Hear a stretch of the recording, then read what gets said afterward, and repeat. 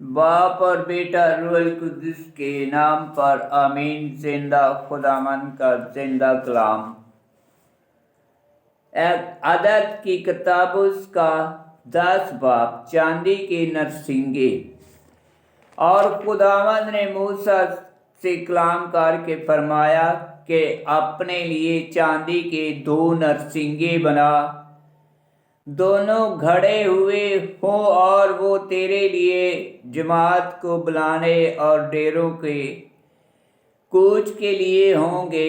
جب وہ دونوں بجائے جائیں تو کل جماعت تیرے پاس حضوری کے خیمہ کے دروازہ کے نزدیک جمع ہو جائے، اور جب ایک بجایا جائے تو فقط رئیس یعنی بنی اسرائیل کے قبائل کے سردار تیرے پاس جمع ہوں۔ اور جب لمبی آواز میں وقفہ کے ساتھ بجائے جائیں تو مشرق کی طرف کے ڈیرے کوچ کریں، اور جب ایسی ہی آواز سے دوسری دفعہ بجائے جائیں تب جنوب کی طرف کے ڈیرے کوچ کریں، اور جب تیسری بار بجائے جائیں تب مغرب کی طرف کے ڈیرے کوچ کریں، اور جب چوتھی بار بجائے جائیں تو شمال کی طرف کے ڈیرے کوچ کریں۔ ان کے کوچ کے وقت وہ وقفہ کی آواز سے بجائے جائیں، اور جماعت کو جمع کرنے کے لیے وہ بلا وقفہ آواز سے بجائے جائیں، اور ہارون کے بیٹے جو کاہن ہیں نرسنگے بجائیں گے، اور یہ ابدی فرض تمہاری پشتوں میں ہوگا۔ اور جب تم اپنے ملک میں دشمنوں کے خلاف جو تم پر حملہ کریں لڑائی کے لیے نکلو تو لمبی آواز سے وقفہ کے ساتھ نرسنگی بجاؤ، تو تم اپنے خداوند کے سامنے یاد کیے جاؤ گے، اور تم اپنے دشمنوں سے چھڑائے جاؤ گے، اور تم اپنی خوشی کے دن اور اپنی عیدوں میں اور اپنے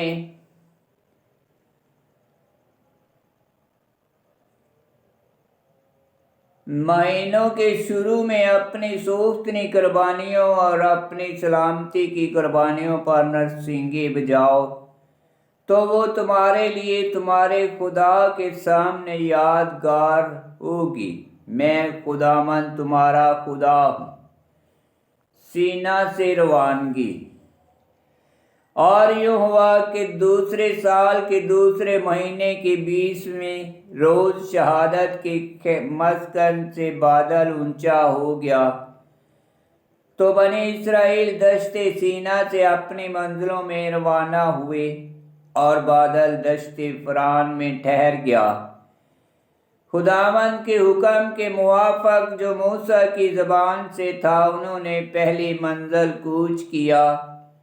تو پہلے بنے یہودا کے لشکر کا جھنڈا آگے بڑھا، اور وہ جوک در جوک روانہ ہوا، اور یہودا کے لشکر پر نشون بن عمی نداب سردار تھا، اور بنی یساکر کے قبیلہ کے لشکر پر ناتنیل بن سور تھا، اور بنی زبلون کے قبیلہ کے لشکر پر ایاب بن الون تھا۔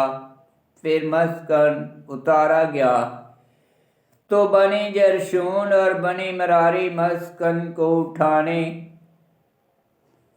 اٹھا کر روانہ ہوئے۔ تب بنی روبن کے لشکر کا جھنڈا آگے بڑھا، اور وہ جوک در جوک روانہ ہوا، اور اس کے لشکر پر الیسور بن شدائی اور سردار تھا، اور بنی شمعون کے قبیلہ کا لشکر پر شمیلیل بن سوری شدائی تھا، اور بنی جاد کے قبیلہ کے لشکر پر الیاساب بن رویل تھا۔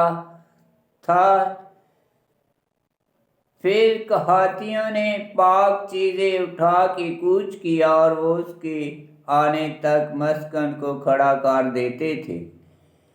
تب بنی افریم کے لشکر کا جھنڈا آگے بڑھا، اور وہ جوک در جوک روانہ ہوا، اور ان کے لشکر پر علی शमा बिन अमई हूद सरदार था और बने मनसे के कबीला के लश्कर पर शमा बिन अहूद सरदार था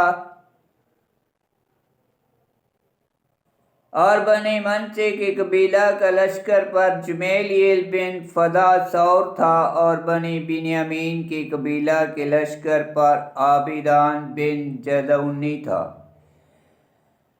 आखिरकार बनी दान के लश्कर का झंडा आगे बढ़ा और वो जौक दर जौक रवाना हुआ। दान के लश्कर का सरदार अहिसार बिन अमाइशदाई था और बने आशर के कबीला के लश्कर पर फजेलियल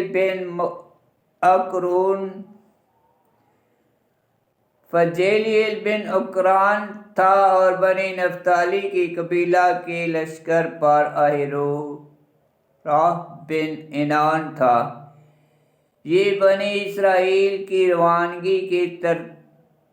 रवानगी की तरतीब होती थी जब वो अपने अपने लश्करों के मुताबिक चौक दर चौक कूच करते थे। और मूसा ने हुबाब से, जो मूसा के ससुर रोएल मदयानी का बेटा था, कहा कि हम उस जगह को जाते हैं जिसकी बाबत खुदावंद ने फरमाया है कि मैं तुम्हें दूंगा। सो तू हमारे साथ आ, हम तुझसे नेकी करेंगे, क्योंकि खुदावंद ने इसराइल के साथ नेकी का वादा किया है। तो उसने उसे जवाब दिया, नहीं, मैं तेरे साथ नहीं जाऊंगा, बल्कि मैं अपने मुल्क और अपने खानदान की तरफ जाऊंगा। तो उसने कहा, तू हमें ना छोड़, क्योंकि तू बियाबान में ठहरने की जगह को जानता है।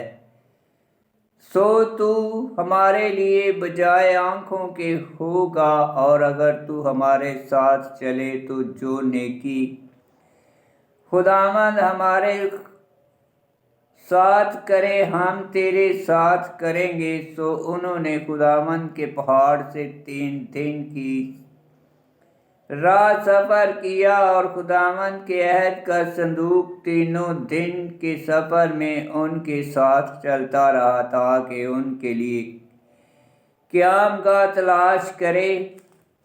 और जब वो डेरे से कूच करते तो दिन के वक़्त खुदावंद का बादल उनके ऊपर होता था, और संदूक के कूच के वक़्त मूसा ये कहता था, ऐ खुदावंद, उठ, तेरे दुश्मन पुरगंदा हों और तेरे मुखालफ तेरे सामने से भागें। और उसके मकाम के करने के वक़्त वो कहता था, ऐ खुदावंद, तू जो बादलों पर सवार होता है, इसराइल के लश्करों के पास फेरा। आमीन। खुदावंद का पाक कलाम का पढ़ा और सुना जाना बाइस बरकत हो। खुदावंद तेरा शुक्र हो। आमीन।